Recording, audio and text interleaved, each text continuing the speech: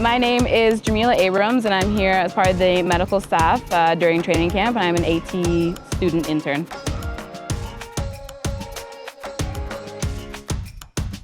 So basically, we come in, we prep for practice with water bottles, the field setup.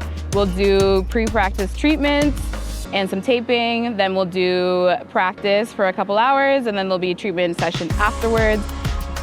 Big shout out to Securian. Thank you so much for allowing me to have this experience. It's been a great one this far, and I wish the best to anybody who is next in this experience. I think it means sharing experiences and coming up with new ideas that you may not have thought of because people are coming in with such different life experiences.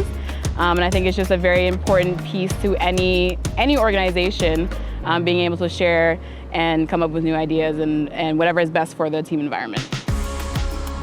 I would say apply and try. Honestly, apply to everything that you can because you never know what's going to happen until you actually take that step forward. So apply to something. I applied to this position on a whim and I really didn't think I would get it, and here I am now. So as long as you try and as long as you put your best foot forward, you never know what's going to come out of it. So why not go for it?